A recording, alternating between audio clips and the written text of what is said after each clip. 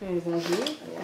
Pouvez-vous dire votre nom? Je m'appelle Luc Vigneault Et professeur de philosophie ici à l'Université Moncton au campus d'Edmundston depuis 18 ans. On a quelques questions à vous poser au sujet de votre travail. Par exemple, quelles sont les conditions de travail? Ben, en général, le travail d'un professeur d'université a trois composantes. Okay? Évidemment, l'enseignement, ça, on s'entend. Donc, on a une charge d'enseignement qui varie entre 4 cours par année, 6 cours par année, des cours différents, on s'entend. Ça, c'est une bonne part de notre charge de travail. La deuxième, c'est la dimension de la recherche. La dimension de la recherche prend une grande importance chez un professeur d'université. La recherche, ça sert à être actif dans la grande communauté de recherche internationale, mais c'est aussi une composante très importante pour mettre à jour nos cours, mettre à jour nos connaissances, être au courant de ce qui se passe sur la planète monde. Écrire, donc, ça consiste à quoi? Ça consiste à faire des conférences, à participer à des colloques, participer à des congrès, évidemment, écrire des articles, écrire des comptes rendus, des études critiques, écrire des livres. Donc ça, c'est une grande composante. Et la troisième grande composante, c'est un peu ce que je fais là avec vous, c'est ce qu'on appelle les services à la collectivité. Les services à la collectivité, ça peut se faire à l'interne, c'est-à-dire à l'intérieur de l'université comme telle, soit en participant à des comités, en partie de l'association des professeurs, des choses comme ça. Il y a aussi ce qu'on appelle les services à l'externe, ça veut dire soit faire partie d'un CA, par exemple, d'un comité à l'extérieur de l'université, en autant que ça requiert notre expertise, là, nos compétences. Okay? C'est un petit peu les trois. Souvent, on pense que les professeurs d'université font juste enseigner. Enseigner, c'est une des trois parties de notre travail. Comment décririez-vous votre travail? Passionnant. C'est un travail très exigeant.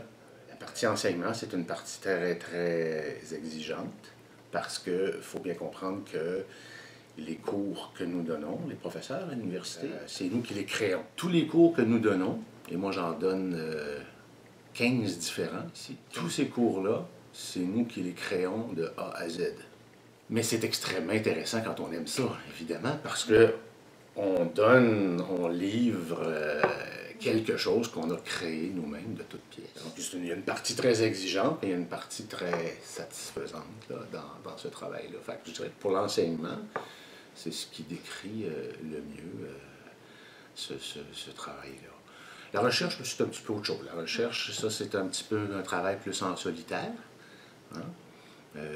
Comme pour ma part, par exemple, j'ai produit jusqu'à date 7 livres. J'ai écrit 7 livres différents. Bref, pour faire un résumé, le travail de professeur d'université, c'est un travail qui est très varié, est très varié. On ne fait jamais la même chose. Ça, c'est un aspect, en tout cas, comme moi, qui me plaît beaucoup. On est toujours en train de faire toutes sortes de choses. Et en plus, je suis directeur du département ici des sciences humaines. Donc, je suis assez occupé. Mais c'est intéressant parce que ça nous fait faire toutes sortes de choses. C'est un métier qui est vraiment pas monotone. Et en plus, comme on travaille avec les jeunes, ça c'est très stimulant. Moi, ça me plaît beaucoup. J'adore enseigner. J'ai toujours aimé ça. J'ai toujours voulu enseigner dans ma vie. C'est juste que je ne savais pas quoi enseigner. Il a fallu que je découvre la philosophie, peut-être avant de savoir que c'est ça que je voulais enseigner. Le salaire varie-t-il beaucoup d'une place à l'autre? En fait, oui. Il y a deux choses importantes au niveau de la rémunération, du salaire. Il y a vraiment deux choses importantes. Il y a le premier facteur, c'est ton expérience, puis ton degré de scolarisation. Mais degré de scolarisation, ça prend un doctorat, absolument. Ça, c'est la condition sine qua non pour enseigner à l'université, ça prend un doctorat. Il faut avoir fait un PhD. Nous, on a ce qu'on appelle un système d'échelle. À chaque année, on change d'échelle. Et notre salaire va monter. Ça tient compte donc de l'expérience que tu acquiers comme professeur. Et la deuxième chose, évidemment, c'est l'endroit où tu enseignes. Hein? On s'entend que si tu enseignes, par exemple, dans une université comme l'Université de Toronto, ou Simon Fraser, par exemple, à Vancouver, ou bien le campus d'Edmundston au Nouveau-Brunswick, les salaires ne sont pas les mêmes. Est-ce que cette profession nécessite l'obtention d'un permis ou de faire partie d'une association avant de pouvoir travailler. Bon, ça n'existe pas, une corporation de professeurs de philosophie. Ça n'existe pas. Pour enseigner la philosophie dans une université, ce qui m'est demandé, c'est d'obtenir un doctorat. Et le doctorat, le PhD, te donne le droit, la possibilité de venir enseigner. C'est comme si on dit, à partir du moment où tu obtiens ton doctorat, là, on considère que tu es capable, comme je vous disais tout à l'heure, de créer des cours, de monter des cours, tu as assez de connaissances, tu as fait tes preuves.